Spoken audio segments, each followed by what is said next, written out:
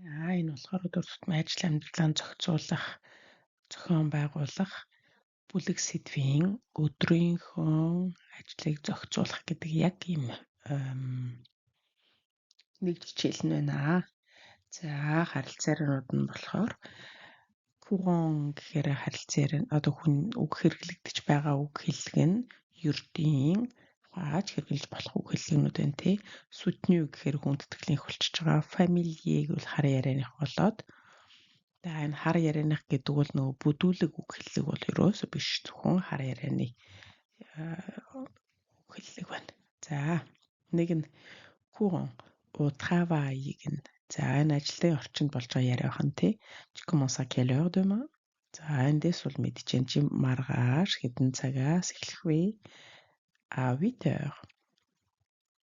Je dois me lever à 6h30. Би 6:30-д босох ёстой гэж байна тий.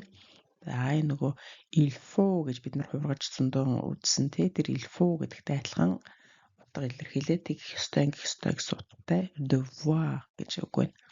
Devoir.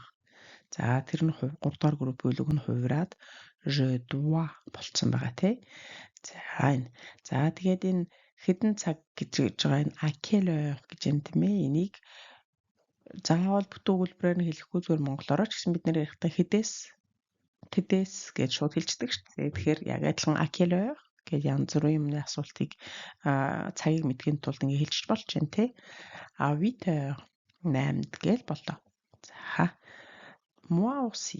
Moi би ч бас Je prépare le petit déjeuner à 7 heures гэж энэ би 7 цагт өглөөний цайгаа бэлддэг. За эргээд гаш идэлж гин. Après, je prends le bus à 7h15. Дараа нь би 7:30-д автобусанд суудаг. За энэ prendre гэдэг үйл үгийн араас ямар нэг тээврийн хэрэгсэл орох юм бол энэ суух тухайн тээврийн хэрэгслээр зорчих гэсэн утгаар илэрчилдэг тийм ээ. За хэрвээ prendre-ийн араас идэх юм орох юм бол одоо боов талах мах бууз гэж явах юм бол идэх гэдэг утгаар болж байна. Ууш байвал уух гэдэг үг болж байна. Эсвэл тэтгэвэр гэдэг үг байлаа гэж тэ тэгвэл тэтгэвртэй гарах гэдэг юм уу гээд энэ prendre гэдэг бол үнэн хөрвөх чадвар сайтай үйл үг гэдэг юм шүү тийм ээ. Энийг бүх биеэрээ үдсэн бүх цагаараа сайхан хувиргаж сураарай. Яг тэгж хэрэглэж хөвшөөрэй.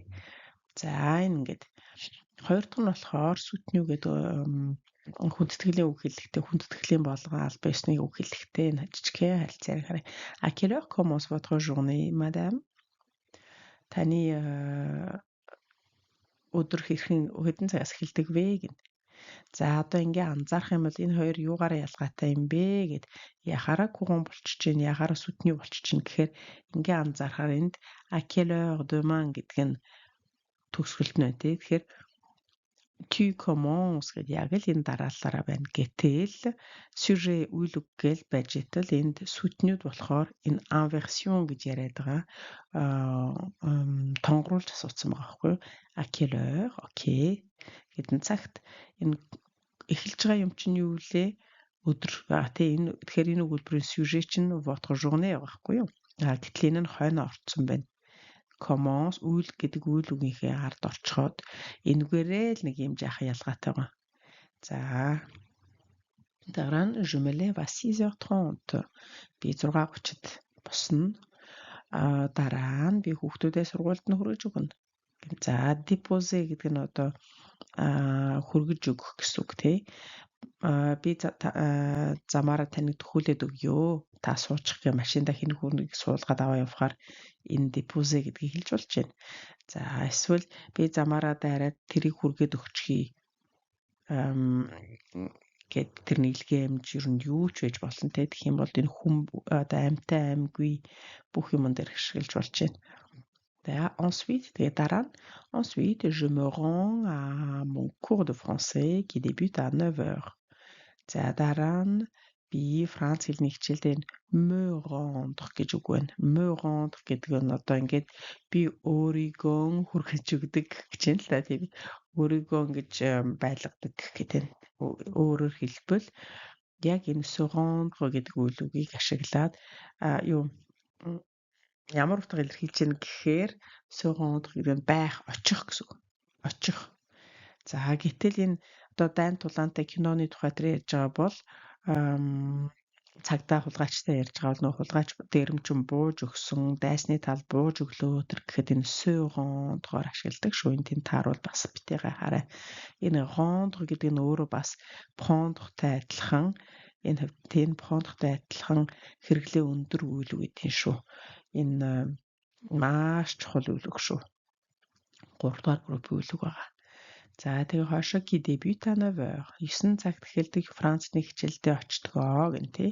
Débute гэдэг нь болохоор эхлэх гэсэн үг. Débutant гэхээр эхлэн суралцагч, эхлэгч гэсэн үг болчихдог. Тэгээ энэ qui гэд хэн гэдэг үг хаанаас гараад ирв гэх юм бол энэ гайхалтай энэ хойд тодтгол гişүн өгүүлбэрийн үндсэн өгүүлбэртэйгээ холбож байгаа юм, холбоос юм байгаа юм. Уул нь бол энэ холбоос за энэ тэнд яалтчгүй гэж хэрэглээд байгаа боловч аль биесээр энэ нийлмэл өгүүлбэрийн дүрмийг үзэж амжаагүй эхлэегүй байгаа учраас энд ингээд ороод ирсэн учраас тайлбарлаа. Ер нь бол нэмэн дэлгэрүүлж үзнэ. Англи хэлтэй хүмүүс бол яг which is гэдэг юм уу те эсвэл who is гэдэг ингээд ашигладаг та холбоос орос хэлний катури гэдэгтэй адилхан. За 3 дээр болохоор хар ярианы найзууд хооронд яриа тий. Ta vu l'heure? Je suis à la bourre гэнэ. Je suis à la bourre. Энэ à la bourre гэдэг нь болохоор манайхаар бажиг тавьж гин гэсэн үг. Бүр бажигдаж гин. Цаг харвуу яана бис тогтцроод баларч гинэ. Яана өстө бажиг тавьж гин. Бажигдаж гин. Тэр гэх юм бол энэ à la bourre гэж. За il est que 8h. T'es large гэнэ. Дөнгөжл 8 болж байгаа гэдгийг хараа энэ que гэдгээр дөнгөж гэдгийг нь илэрхийлж байгаа шүү. Seulement гэж байгаатай адилхан. Ер нь бол энэ que нь үгүйсгэлтэй адилхан нөтэй хамт явдаг хгүй юу? Нö que гэж. Гэхдээ энэ хар ярианд тэр нöг бол зүгээр нүлээд хэлэхгүй хаяа явчихдаг учраас энэ чинь ингээд зөвхөн que гэдэг нь байж байна.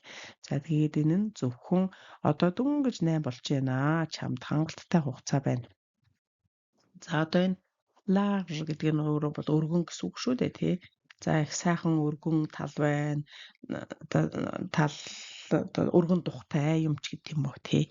Тийм ингээ ямар нэгний өргөн ярихад энэ үгийг хэлж байгаа. Гэтэл нэг tu es large гэхээр чи өргөн юм а бүдүүн юм а гэдэг утгаар ерөөсөө биш. Зүгээр л чамд цаг хугацаа хангалттай байна гэсэн утгаараа ордог шүү. Энийг анзаараарай.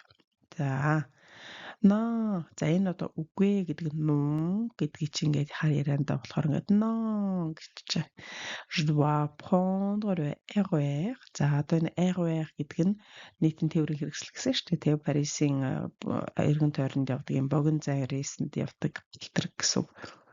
За энэ нь тэгээд хэлэхдээ бид нар цагаан толгойн дуудлагаараа RER гэж хэлнэ. За тэгээд je dois prendre le RER à 8h15. За 8h15. Тэр хоёулангаар нь хэлж болж байна. Il y a l'appli pour voir s'il y a des retards. Янз бүрийн машин галтрыг нэг хоцрох барих юм байгаа эсхийг харж болдог аппликейшн байдаг штэ гин. За энэ retard гэдэг нь бол хоцролт тий. За энэ C гэж энэ хэрвээ дангаараа байгаа бол C гэх нь одоо хэрв гэсэн утгатай тий. Гэтэл ингээд нийлмэл өгүүлбэр болоод ороод ирэхээр энэ тэгсэн эсхийг гэсэн үг. Тэгсэн эсхийг гэсэн утгатай холбоосолж байгаа. За дараа нь гэр бүлийн дотоод зохион байгуулалт гинэ. Organisation familiale. Comment tu t'organises avec les enfants? Хүүхдүүдтэйгээ яаж зохицуулдаг юм бэ гэдэг. T'organise гэдэгт нь одоо хүүхдүүдээ яаж хүүхэдтэй холбоотой бүх асуудлаа зохицуулах, цагийн хуваар зохицуулахыг хэлэх гэдэг тий. За тэгсэн чинь ma femme dépose les petits le matin. Moi je les récupère à 17h. За эхнэр маань өглөө багчуудыг за энэ яг манайхтай адилхан хэлэгдэж байгаа. Багчуудыг les petits гэх нь хүүхдүүдийг гэсэн утгаар нэ багчуудыг өглөө хүргэж өгдгөө.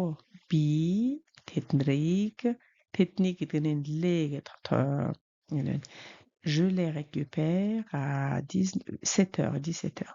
Би 17 цагаас авдаг. Et pour les courses, Hundsny Ruft, on les fait ensemble le samedi matin au marché. Бид хагасны өглөө захаас хамтдаа бөөнөрөө хийчихдэг юм аа гэнэ. Одоо faire les courses гэдэг чинь хүнсээ цуглуулах гэсэн үг тий. За тэгэхээр энэ хэлэхдээ бид захаас хагасны өглөө бөөнөрөө цуглуулчихдаг юм уу гэнэ. За дараагийн бичлэгнээс болохоор юуг нь хараарай. Сонсорой дуудлагын courant au travail. Tu commences à quelle heure demain? À 8 heures. Je dois me lever à 6h30. Moi aussi. Je prépare le petit déjeuner à 7 heures. Après, je prends le bus à 7h15. Soutenu à la mairie. À quelle heure commence votre journée, madame? Je me lève à 6h30, puis je dépose mes enfants à l'école. Et ensuite, je me rends à mon cours de français qui débute à 9h. Familier, entre amis. T'as vu l'heure? Je suis à la bourre. Il est que 8h, t'es large. Non, je dois prendre le RER à 8h15. Il y a l'appli pour voir s'il y a des retards. Organisation familiale, courant. Comment tu t'organises avec les enfants? Ma femme dépose les petits le matin. Moi, je les récupère à 17h. Et pour les courses, on les fait ensemble le samedi matin au marché.